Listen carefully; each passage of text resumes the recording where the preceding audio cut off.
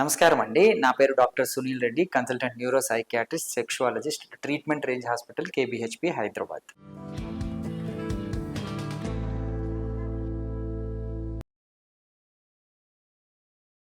So, ఈ premature ejaculation గురించి మాట్లాడుకుందాం. చాలా వరకు సెక్షువల్ డిస్‌ఫంక్షన్స్‌లో, ఎరెక్టైల్ డిస్‌ఫంక్షన్స్‌తో అటు పెర్ఫార్మెన్స్ యాంగ్జైటీతో ఈ ప్రిమెచ్యూర్ ఎజాక్యులేషన్ అనేది ట్రిక్కీ టు ట్రీట్. అంటే ఈ ప్రిమెచ్యూర్ ఎజాక్యులేషన్స్‌కి వయాగ్రాలు వాడుతుంటారు. అసలు వయాగ్రాకి ప్రిమెచ్యూర్ ఎజాక్యులేషన్‌కి సంబంధం లేదు. సో, అసలు ఎలా ట్రీట్ చేసుకోవాలి అని చాలా మంది డౌట్స్ నా దగ్గరికి వస్తూ ఉంటారు. ప్రిమెచ్యూర్ ఎజాక్యులేషన్ అంటే ఏంటి?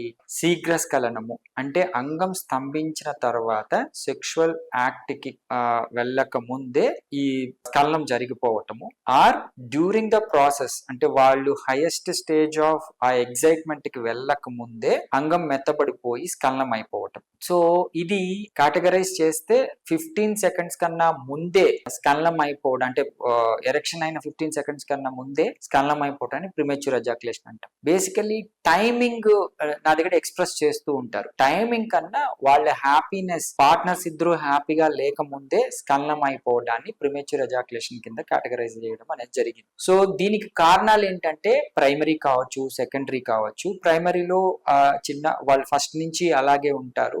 దీనికి టెక్నిక్స్, షాక్ వేవ్ థెరపీలతో పాటు మెడికేషన్స్ కూడా పెట్టాల్సి వస్తుంది.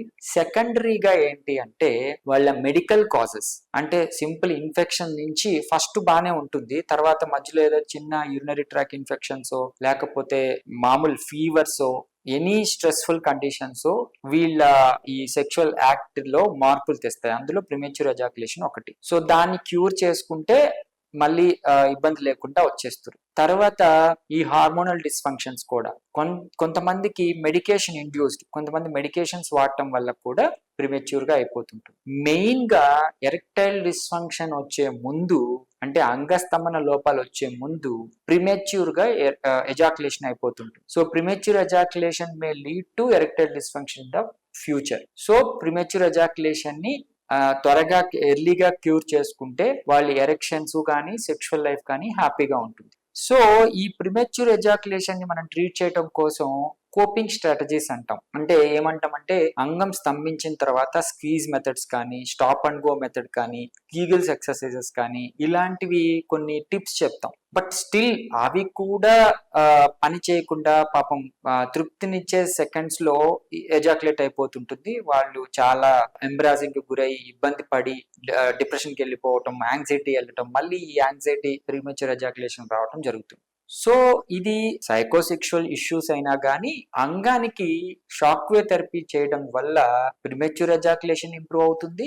ప్లస్ ఎరెక్టైల్ డిస్ఫంక్షన్ కూడా ఇంప్రూవ్ అవుతుంది. అంగానికి ఈ షాక్ వేవ్ థెరపీ అంటే ఎక్స్ట్రా కార్పోరియల్ లో ఇంటెన్సిటీ సౌండ్ వేవ్స్ థెరపీ అంటాము. దీన్ని అంగం మీద అప్లై చేయడం ద్వారా అంగంలోని కణజాలాన్ని యాక్టివేట్ చేసి బ్లడ్ సప్లైని పెంచడం ద్వారా ఎరెక్టైల్ డిస్ఫంక్షన్, ఈ హోల్డింగ్ కెపాసిటీ ఇంప్రవైజ్ చేయడం ద్వారా ప్రిమెచ్యూర్ ఎజాక్యులేషన్ ని ఇంప్రవైజ్ చేస్తుంది. So erectile dysfunction plus premature ejaculation రెండు లేకుంటే వీలైనంత వరకు వాళ్ళ సెక్షువల్ యాక్ట్ అనేది హ్యాపీగా ఉంటుంది. సో ఇది ఈజీ టెక్నిక్, ఎటువంటి సైడ్ ఎఫెక్ట్స్ ఉండవు, హ్యాపీగా తీసుకొని ఇంప్రవైజ్ అవ్వండి. Thank you.